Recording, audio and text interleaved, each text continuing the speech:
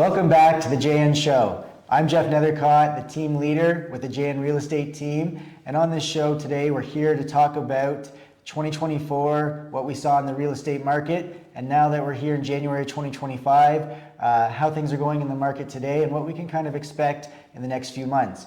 Today, I'm joined with Rochelle Sorzano, a great realtor on our team.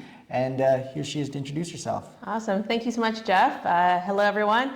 I'm a member of the JN Real Estate team, and I'm looking forward to talking to you about what I saw in 2024 and all the amazing things coming in 2025. Yeah, so to start off today, we're going to review some of the things that happened in 2024. And overall, when we're looking at the market, we're going to start talking about average home prices throughout the year and what we saw. So from my perspective, it's been pretty stable for the last 2 years. Prices at the end of the year were down 1% versus December of 2023, and really less than 1%, it's considered a pretty flat market. I think that's fair, and what we really saw too is in September to December, a lot more sales and inventory. So that can mean a lot of things for a lot of people, and I think we're going into a pretty strong spring as well. Yeah, and really looking at the last 2 years in the London region, as I mentioned, prices have been pretty flat. So the second half of 2024, we started to see the price slowly increase, but at the same time, we saw interest rates come down multiple times. The Bank of Canada cut their rates, and the banks became a little bit more competitive on some of their fixed products. So one thing I look at as the months roll on is that we have some consumer confidence returning back to the marketplace. It's not too long ago that 2022 people are out there shopping in a really fast-paced moving market. That changed very quickly as the Bank of Canada rose their rates rapidly. So this year, the last few months, we've started to see that come down. And as the interest rates come down, what people can qualify for and afford improves a little bit. And then with that, we're also seeing like I said, that confidence return. You're seeing stability in prices, and people have more return confidence in the real estate market. Yeah, and I think you're going to see a lot more like first-time home buyers have been reaching out and really optimistic about 2025, which is great, especially with kind of interest rates going down and some of the new incentives that have been come out as well, especially in the Toronto market with the bigger incentives for first-time home buyers. But overall, I think it sounds like a lot more people are getting engaged. From my perspective, I see a lot more downsizers as well. I see people getting ready to look for a home that kind of fits their needs and kind of fits the environment that would be best for them in the future. Yeah, and I think that rolls into probably the bigger picture. The bigger item to talk about last year was sales volume. Sales volume was up compared to the previous year. However, it was still pretty low. It's in the last decade, it's the third least number of sales we've seen in our region. And the previous 2 years were both those other 2 years that were slightly less than this. So overall, when you're looking at the sales volume in 2024 combined with 2023 and that really changing market in 2022, there is a lot of pent-up demand. Those 3 years are well below the seasonal or the yearly average, and that's just the MLS stats. We will have this whole stat packet available for you, which you can reach out to us, you can download. It's provided by the CREA, which is the Canadian Real Estate Association, and our board produces it for you on their website as well. So reach out to us, we're happy to share that, and we'll include a link below. But looking at these stats, when you take 3 years of really low sales volume, a lot of that, once again, goes back to lack of confidence in the market, high rates. We we likely have a lot of people who bought during the peak years where they might not have been satisfied with their home, but they're still trying to get by. It doesn't make sense to make that move, get into a really high interest mortgage on top of possibly a higher priced home. So they're kind of stuck. They're making do with the situations they have. Yeah, and we're looking like average home sales prices being $630,000. So we know that there's a lot of price points that are in the 800s, in the million plus mark. And when you, in 2022, unfortunately, some people I think made some purchases that may take some time for them to really adjust or be able to move to their next home. Yeah, I've been out on appointments the last half of last year, and I think the toughest segment who got carried away on prices in the peak of the market were townhouse condos and apartment condos in our region. And so you're sitting across from an appointment and someone is still under, they've lost equity in that home. Yeah. It's really tough to get around that conversation of, is now the right time to make that move?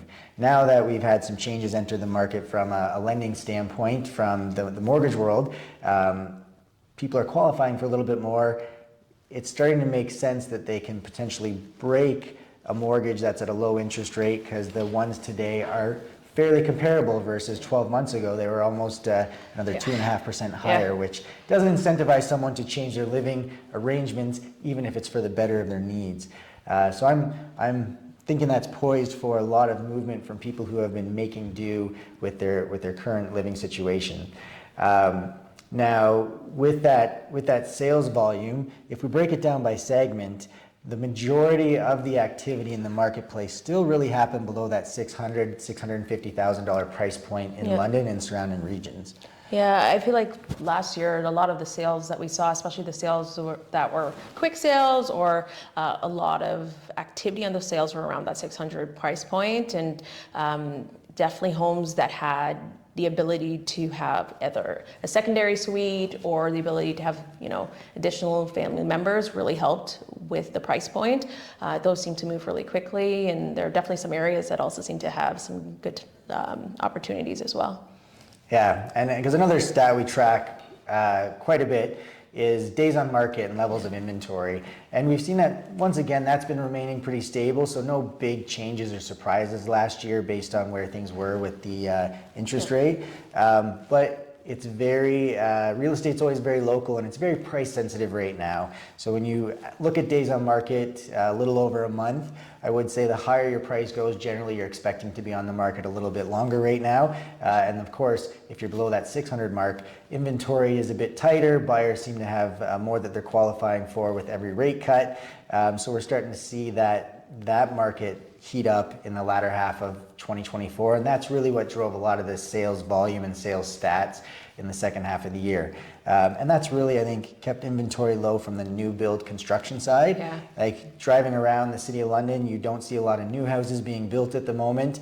Townhouses in the south end of the city and the new subdivisions seem to be pretty popular relative to single detached homes. And I think that really comes down to the story of last year, really about affordability. Yeah, and I mean, obviously people are experiencing inflation. There's a lot going on in the economic and political fears that are impacting how people look at things. But overall, 2025 seems like there's a lot of opportunity, especially for first-time home buyers, especially for people in that 600,000 price point.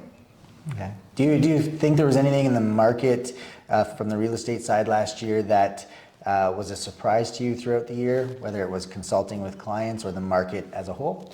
Yeah, I think because some sellers had a picture of what maybe their neighbor's house went for 2 years ago, it took some sellers some time to really adjust to maybe their expectations for what their home would sell for and the length of time that it would be on market. I found at the beginning of the year, and especially in the summer of last year, things seem to be a little bit different than what some of the expectations were for sellers. But again, with us as real estate agents, it's important to give your clients that information and a fair picture of what's going on and why the best way to price their home so that they can have the best sale for themselves.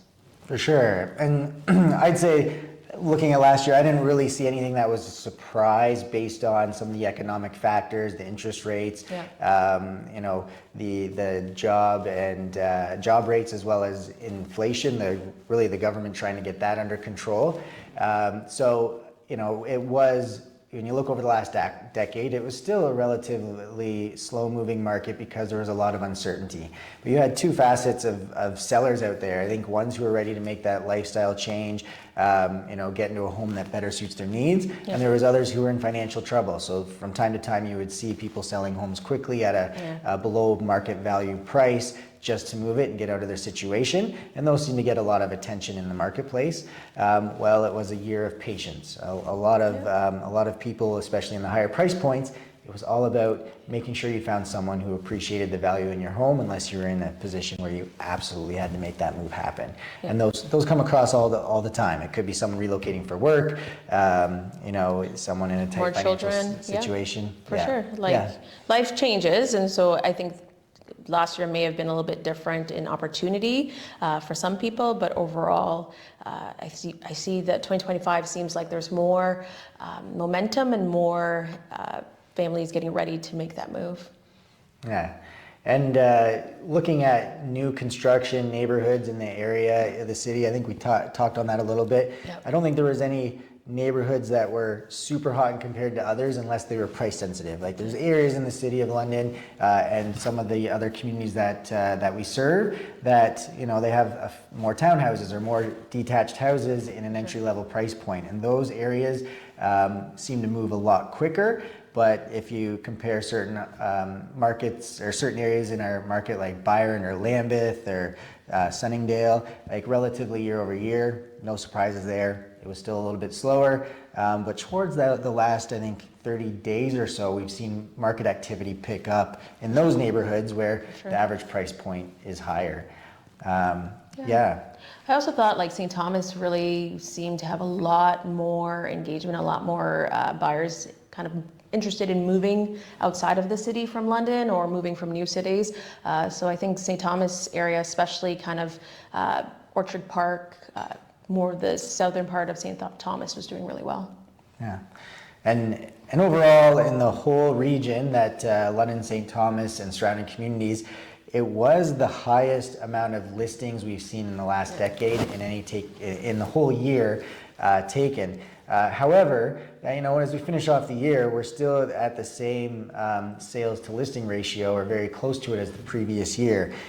So what I look at that is a lot of listings were taken, which helped free up some of the inventory and selection for buyers to make that move. At the same time, new builds were fairly low relative to previous years. So a lot of people were looking at the resale market.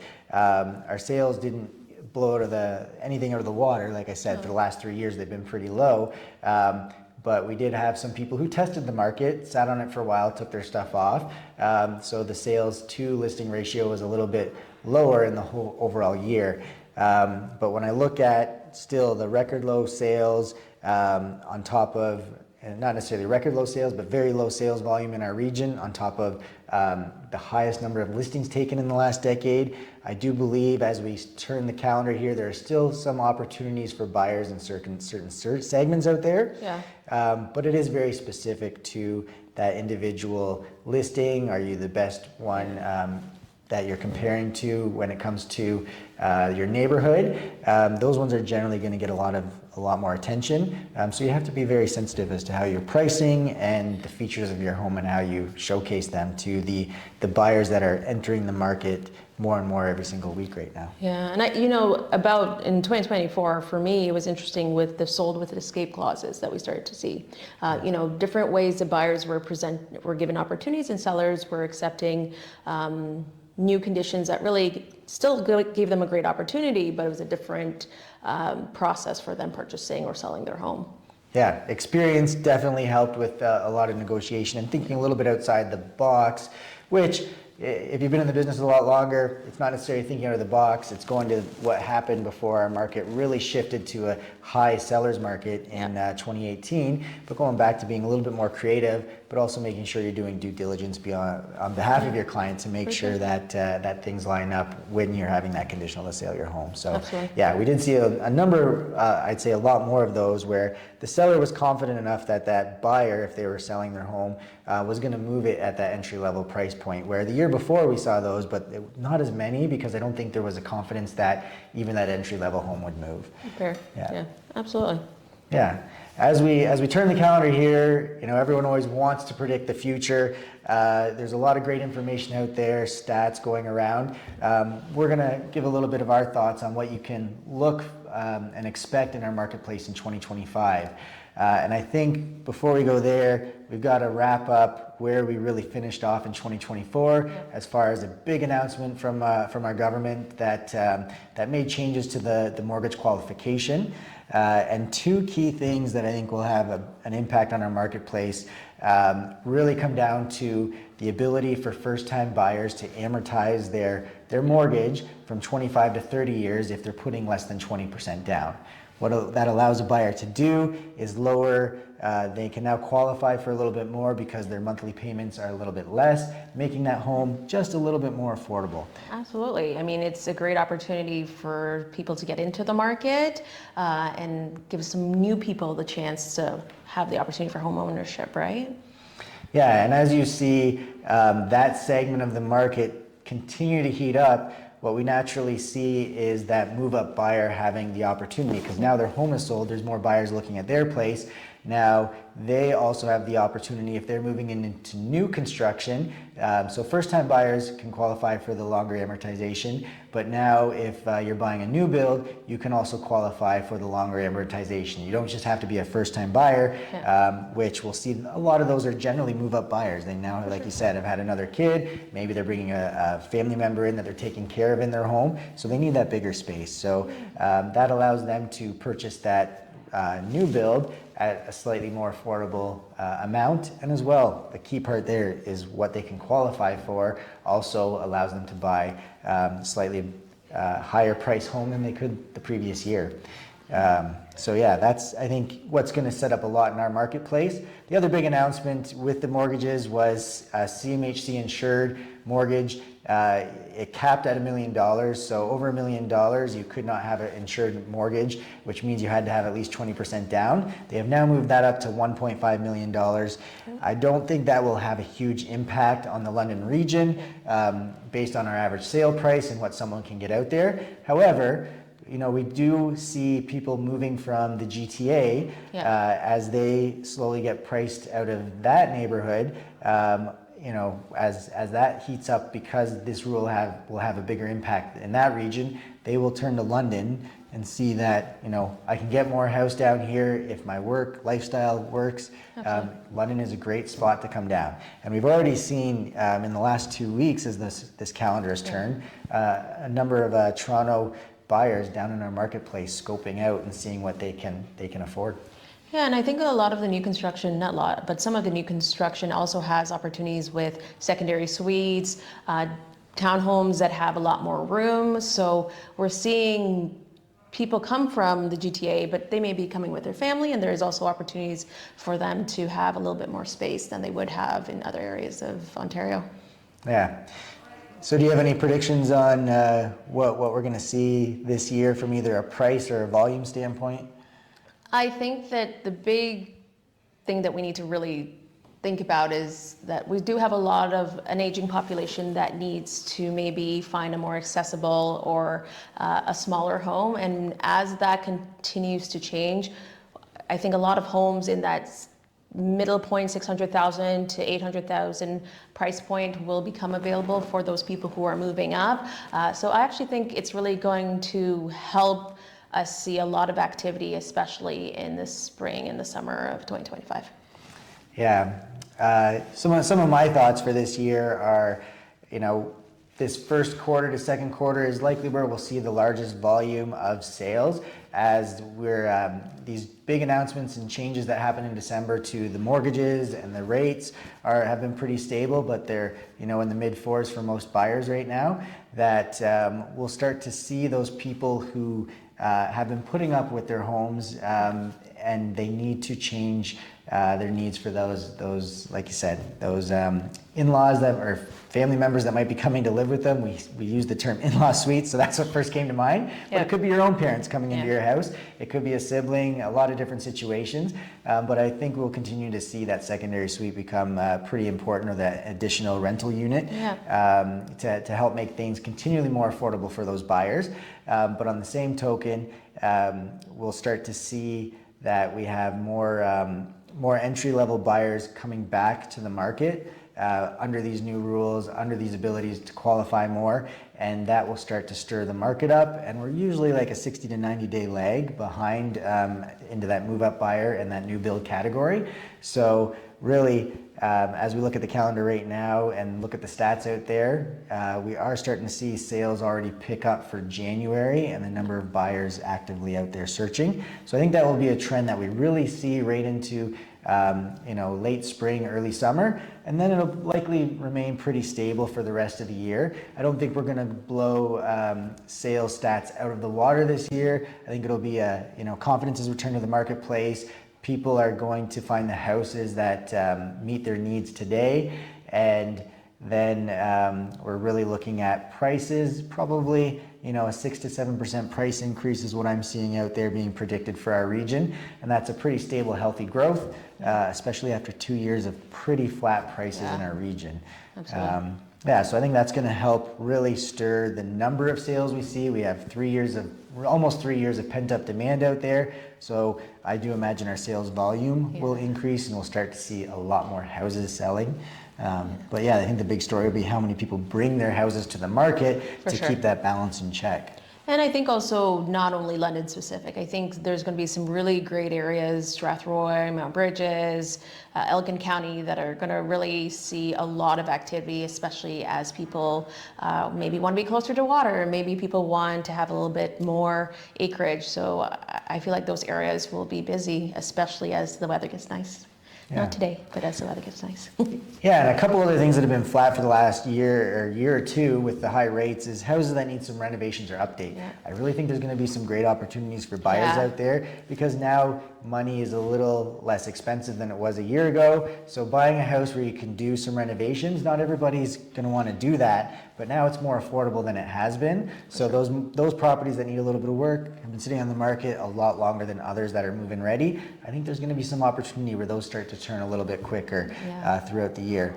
And I think trends are moving towards personalization. So a lot of people want to have their home built for them. So when you get the opportunity to find a home that you can do renovations to, I think it would be great, and a lot more families will be looking for that in 2025. So the big question always is, if I'm a buyer or if I'm a seller, what does this all mean to me? So Rochelle, if I'm thinking about buying this year, what should I be doing right now? You need to get qualified. You need to reach out to your mortgage people. You need to reach out to your real estate agent. And also, I'm a huge believer in checklists. So as your real estate agent, we are able to provide you with resources to let you know what you need to get ready if you are preparing to put your house on the market in 2025. And that's planning. Plan as early as you can. It could be you could be someone who's looking to make a move this year, even 2026. It seems a long ways away. It's a year, but it never hurts to start planning early and follow the market, see what's out there for you. But really, if you're looking at making a purchase this year, definitely get your ducks in a row now, because the market will start to speed up as each week progresses.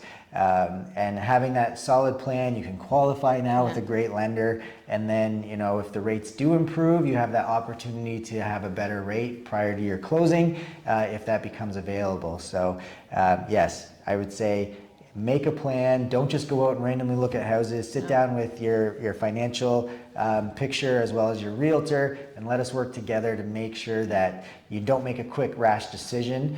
You find a home that is suitable to you. Now, if I'm a seller, what am I trying to do to time the market? Should I time the market? It would be great if we were able to predict the future, but I don't believe that is the case. I believe the best thing you can do is get education and information from people who are in the market and who are engaged in real estate every single day. So as a seller, I think you need to talk to your real estate professional and let them help provide you some information so you can make an informed decision. And whether you're a buyer or seller, timing the market is a very difficult thing to do. We have lots of examples over the last decade where the market has changed quickly, but it comes back. Make that plan. If you're a seller who is looking to downsize into a condo, for example, and you sell that large family home, it's a very different scenario than a seller who's relocating for work. So real estate is very local. It is very specific to you. Some things we can do is prepare the listing ahead of time, get your home ready, get the marketing in place. So when it looks like there's an opportunity where perhaps there's no competing neighbors, that's a great time to go on the market. So sitting down, having a plan, so we have an understanding, or your realtor has an understanding to help coach you through when the best time is for you, that's extremely important. A lot of people think, I need to list in April, May to capture the spring market. But honestly, I look out there right now and there's some price points where there's zero competition, but there's still buyers looking for houses. And this week, for example, could be a good opportunity to take advantage of it. So we are, January and February, even though there's a lot of snow out there and it's cold today, could be a great opportunity for you to reach your goals. Absolutely. I think, there's so much change happening politically and in our environment in general, but when it comes down to making a purchase or to selling your home, the best thing you can do is get a plan in place, make sure you have the right resources available, whether it's a professional. Also, as your realtor, we have people we can recommend, trade professionals, to help you in this process. It can be overwhelming, especially if you're moving from your family home of 30 years or 20 years. But that is our job, to help make sure that process is as smooth as possible. For sure. And another segment I want to touch on before we wrap up today is the investor, the person who's looking to buy that income property. Definitely something we can assist with on our end. But now, as the rates have started to soften, there is an opportunity out there for some buyers to start making good decisions when it comes to that income property. And London, you can still get duplexes, or even some people are looking at renting townhouse condos. But really, it all depends on your goal. If you're looking for appreciation over time or cash flow, you really need to sit down and look at that scenario for you. But we are seeing, talking to a number of agents who represent new builders, they are starting to see buyers from the GTA coming down and looking at opportunities for those people to invest in real estate in the London area. Because I think geographically and looking forward into our region, there's a lot going on in the London region. Builders are getting ready to build again this year and sell their product. More employment is coming to the region. So really, there's a lot of things in London, in our region, that we're poised for a really good decade of growth, in my opinion. And now is the time to get in and maybe make that part of your investment plan, looking at the London region. And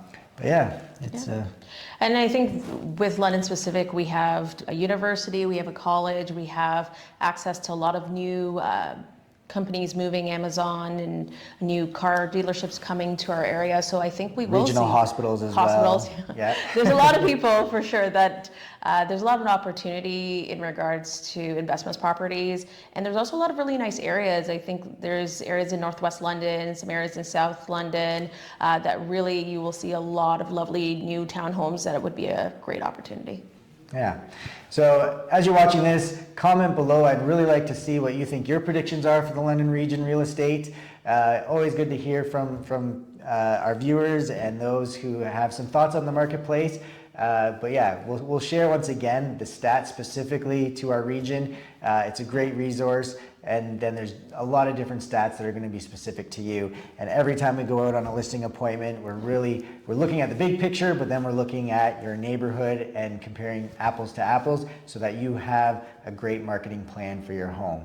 And as we wrap up this conversation, I just want to highlight 2024, pretty stable year, no major surprises. Latter half of the year, prices started to improve a little bit.